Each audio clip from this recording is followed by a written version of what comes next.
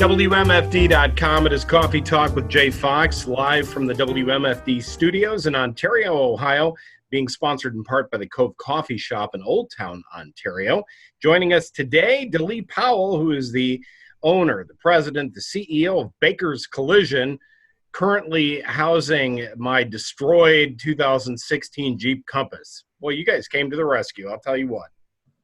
Well, we're glad that we could be of assistance, and honestly, it was my team because I didn't know anything about it until after the fact, Jay. So I understand, and unfortunately, the vehicle was a loss. But I'll tell you what, if it were to have been repaired, it would have been you that would have repaired it. So let's talk a little bit about Baker's Collision. How long have you been in business? Well, we've been in business since 1953. So I guess doing the math, that's 67 years. Okay, so now obviously you weren't around for those days. Who started the company? My mom and dad were the founders. Okay. So really, my dad started it out, and I always say that, you know, he really started out in a little one-car garage, one guy in a one-car garage, and it's really grown to what we have today, which we have 40 stalls and not quite 40 people right now, but very close to that. I think we're running right around 37, 38 staff members or team members. Now, back when the company got started, all of the cars that were built at that time were made of steel. So you did a lot of steel repair, a lot of very heavy work with welding, and dare I use the word bondo in a sentence? Those Sure. were the tools back then, but things have changed. How has the difference in structure of the automobile changed your business? Well, I think one of the things is the cars are becoming so technical, and it's like you say, the structure is so different now than when it was in the 1950s and 60s, that most cars are made of what we call mixed metals, which means it's a lot of different metals that are in the vehicle. It could be magnesium, which is very flammable, so when you're working on that, you have to be very careful. A lot of them have actually different types of steel in them. So some of them have high strength steel, ultra high strength steel, along with what we call mild steel. You know, a couple of the cars that we're certified on, which is the Cadillacs and some of the Corvettes, have a new composition where it's some metal, but mostly aluminum. And, you know, so it's a mixed metal of aluminum and steel, and how do you put those two together safely without having galvanic corrosion and so on and so forth. So And does that make the painting process different as well? Because different types of paints adhere differently to different types of metals, I would assume. there are instructions for paint for each type of metal, but overall, the painting process isn't affected as much as just the whole repair process. You know, how you're repairing the cars. An aluminum car is repaired really 100% differently than a steel car, just because of the way the metal is. It's more brittle, it's much lighter. So the reason you see more aluminum out there is because of its lightweight. So it's much, much lighter. So that's helping with gas mileage, etc. So, but it is less forgiving. So like on the Cadillac, when a panel is damaged and it has to be replaced. There's no like repairing like there used to be. You know, with steel has what we call almost like muscle memory. So like steel will want to go back to its original shape. You can suck the dent out. You can. Yeah. And aluminum is just not designed that way. It's just the molecular structure of it. Yeah. So what do you find that most people are coming in for when they come into Baker's? Is it minor repair? Is it major repair? What give me an example of what types of accidents you're seeing these days. Well, you're a perfect example. Oh, no, I'm not. My car was minding its own business on the street. I wasn't even there. Well, and I'll use that as an example, as we have a lot of people that'll say to me, I think my car's totaled. And we always take that with a grain of salt, because everything really revolves around the value of the car. Yeah. So, I mean, typically we can fix it. Is it just economical to fix it? So in your case, we hear it a lot of times. Oh, even tow truck drivers will tell customers, oh, that your car's a total loss. But when they get to us, it's very repairable.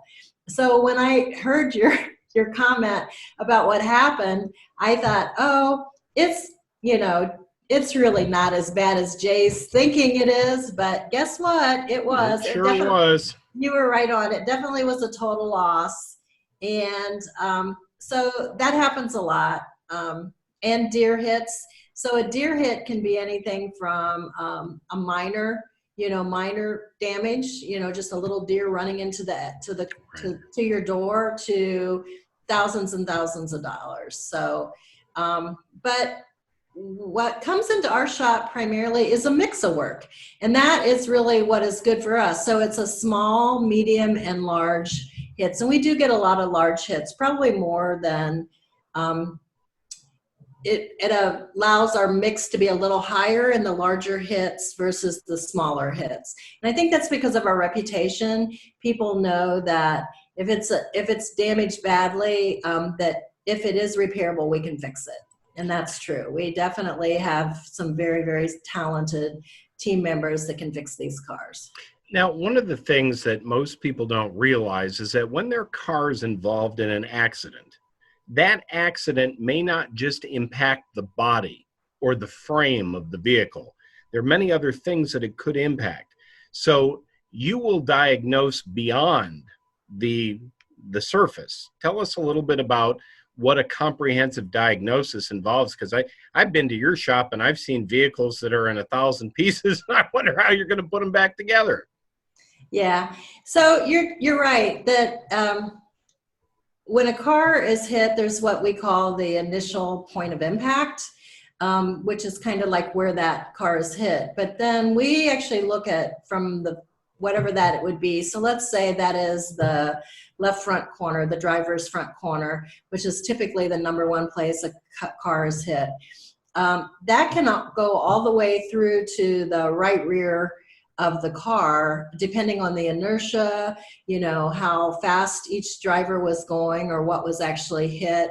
I mean, we know that in some models of cars that if an airbag goes off, it can affect the rear windows on minivans. So, I mean, it's just the amount of energy that is in that car actually breaks some of the seals in some of those windows.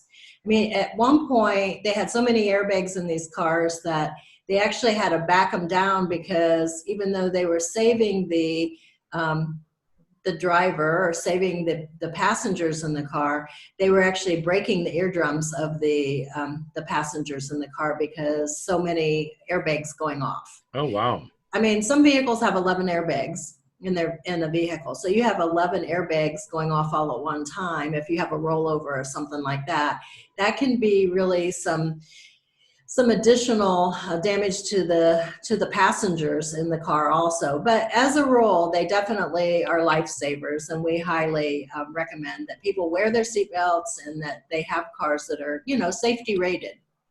So, for example, if somebody brings a car to you that's been in a collision, and you assess that the exhaust system needs to be replaced, can you do that work, or do you have to sub it out? We can do that work. Yeah. So pretty much we can do everything, I want to say, from A to Z. The only things that we don't do are transmission rebuilds. So, but I mean, we can put in a new transmission, we can rebuild a motor, anything that has to do with collision repair. We're pretty much trying to do that in-house and not letting any of that go out of house. And part of that is because we can control the quality. We know how our guys are trained. We know that they're doing it properly. And then also we can control the time that it's in our care and custody. So if we're subletting it out to somebody else, then we're in their kind of their mercy. Right, absolutely. You know what I'm saying? And so if they're like have a backlog or they don't have somebody that can do it properly. So, I mean, we're responsible for your repair, whether we sublet it out or do the whole thing in-house. And so we've really since I've been involved in the business, and I want to say even before that, when my brother owned the business, we tried to do more and more things in-house to just make sure that repair was 100% correct and under Well, our and I would control. imagine it also makes it easier for the insurance company because they can trust you to fully diagnose the situation and give an accurate estimate of what needs to be done. Right. And so we've, really to that effect, we've committed a complete department, which we call blueprinting, that is totally in charge of really determining exactly what the car needs before we give it to the technician. Got it. So what does it take to be certified as an expert? You have certifications from Ford and Cadillac, and you mentioned Corvette, and I know you do Honda and Acura and Nissan. What does it take to achieve those letters of certification? What does that mean? So each manufacturer has training requirements. So I'll just pick two that you picked out of there, Ford and Cadillac. Okay.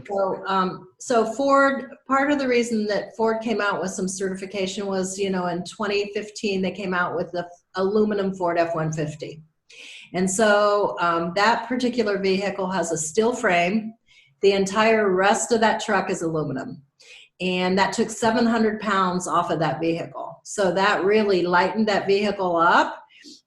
It's still strong. I would say as you know, now it's 2020 and we're looking back, what is the disadvantage of that vehicle? I mean, like literally, I guess if you're going to have a bad fire, it's going to totally burn a steel car also, but you're going to see a steel hulk there. If you have one of those aluminum trucks that catch on fire and really has a bad fire, the only thing you're going to see at the end is the frame, and all the aluminum is just going to totally melt to the ground. I mean, it's crazy what happens with that.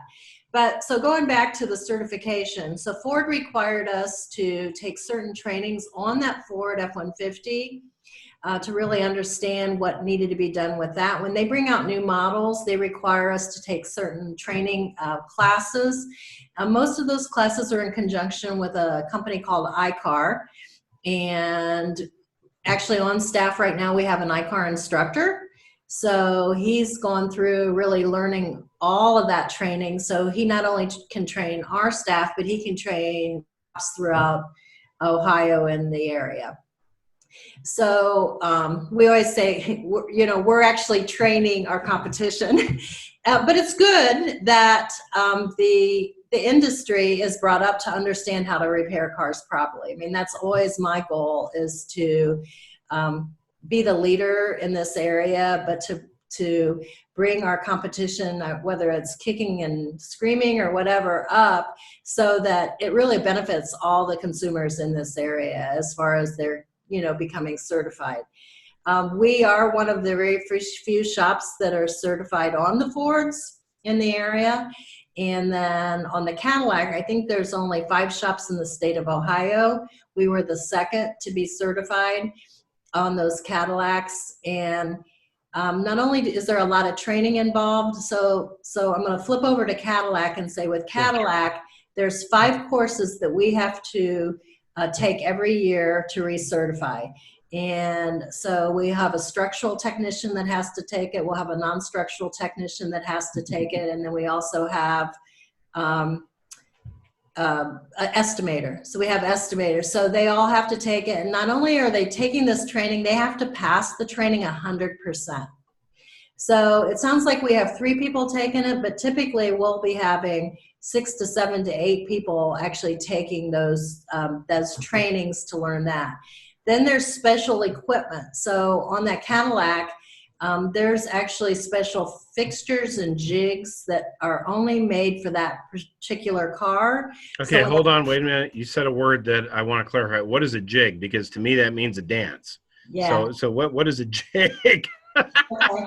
Somebody was doing a jig outside my window and trying to distract me. Yeah, got it. So fixtures and jigs are part of the frame repair system. So each part of the car has to be in a very specific part aligned up with the rest of the car. And so when you're working with a frame equipment that has fixtures and jigs, that means it's just it's where it holds it right in the place that the factory had it. So as we're putting that new part in, it's going right back in there properly. So we actually have 3 different types of frame equipment that we use, but on the Cadillac CT6, it requires a very specific parts to make the car right, to fix the car right. So is it easier to get those specialty parts for the newer cars than it is to get, you know, if I brought my grandmother, God rest her soul, if I brought her 64 Cadillac DeVille into the shop, would it be harder to get those parts? It would be. It would be. And what we saw in so what affected our industry a lot was in 2008 when the economy got bad. A lot of the parts that were out there became more scarce. And so what happened as the manufacturers were also trying to survive the whole cutback on the economy, they really cut back on the parts that they were stocking. And I'm going to say that there's a rule that when a company makes a car, they have to supply parts for 10 years. Okay. After 10 years, they're not required to supply parts any longer. Oh. So what had happened in the past is there's a lot of carryover models. So there'd be a model that would be carried over for, I'll say 4 or 5 years, same kind of fender, you know, like a Chevy Silverado. But so what has happened is it used to be that you could get parts for cars that were 15 years old.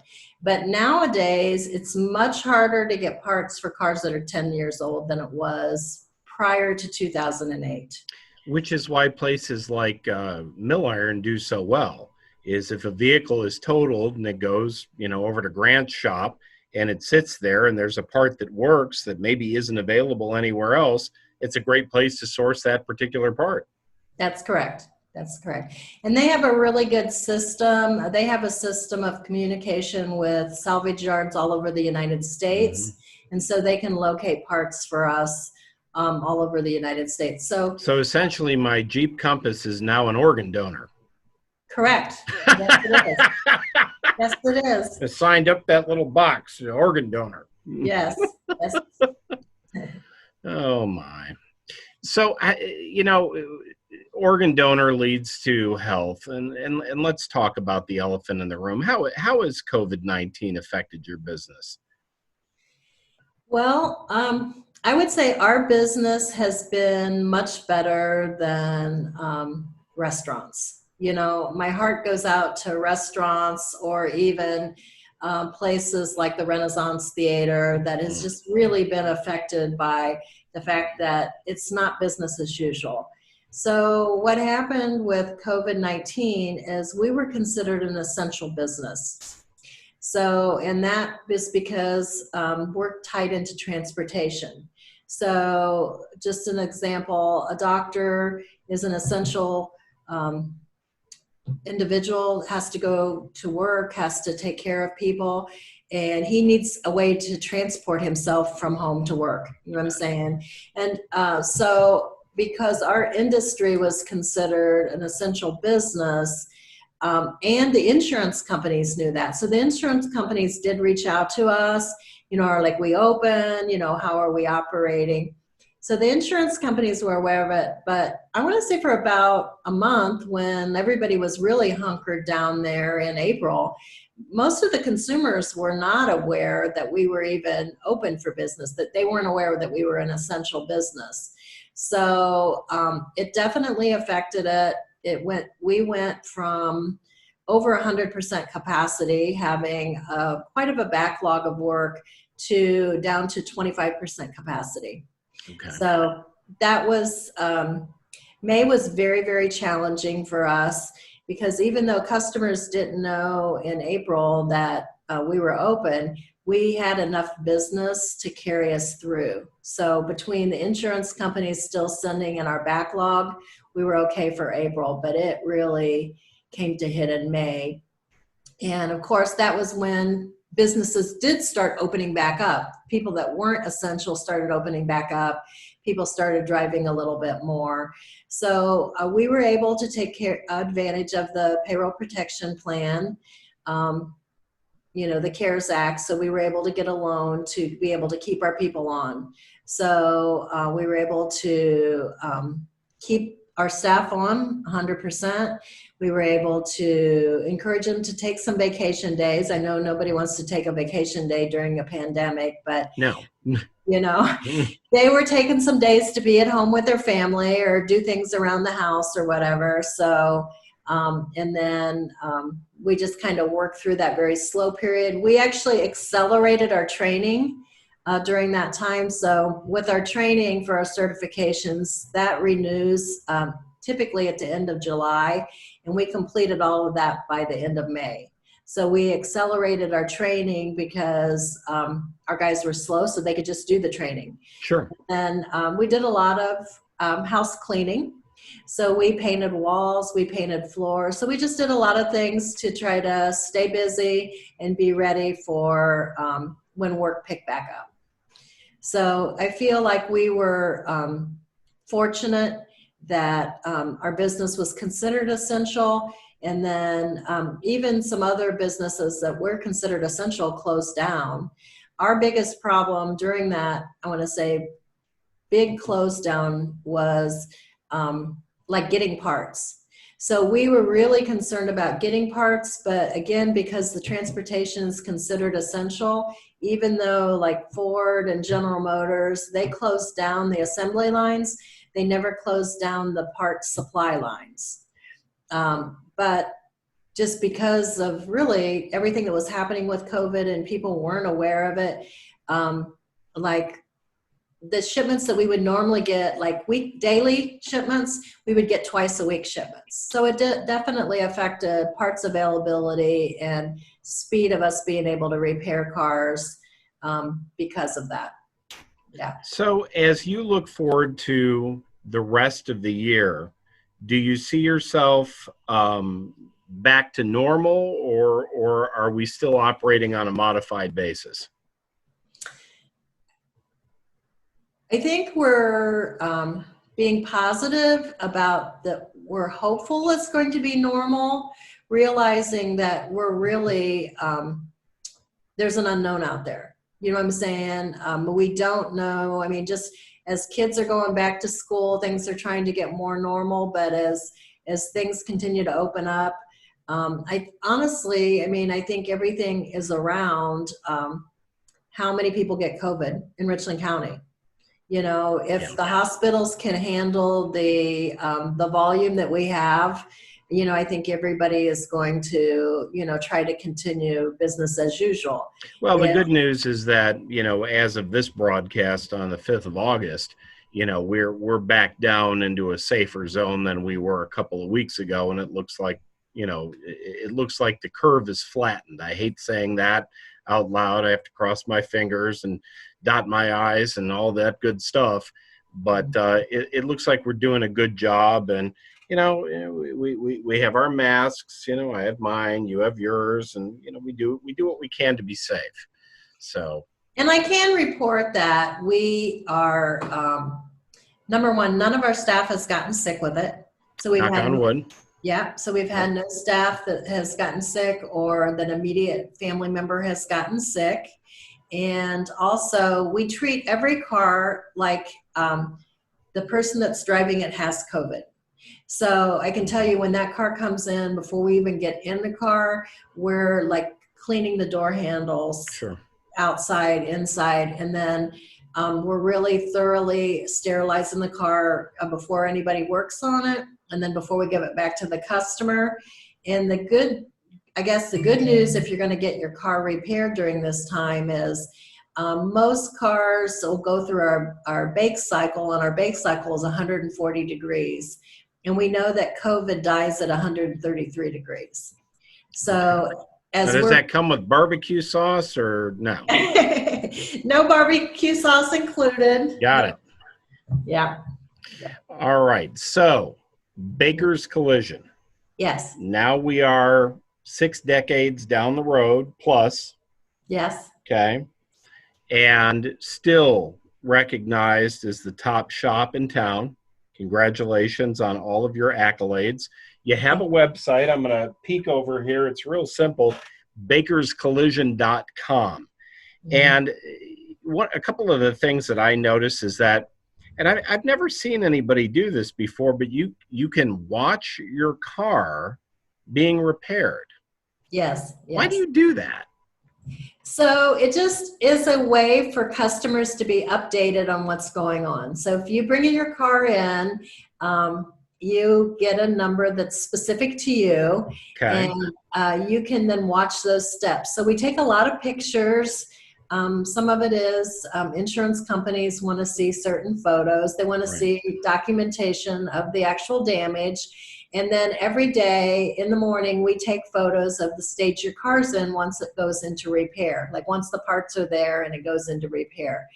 So you can see how your car goes. So you can see it's in body one day, and then it's in the paint department the next day, and then it's back in reassemble. And so you can actually get a snapshot. It's not a live video all day, but you get a snapshot of what's happening to your car as it's going through our facility. And people enjoy that. You know, they really enjoy. I mean, I think some people never look at what's going on with their car and they could care less.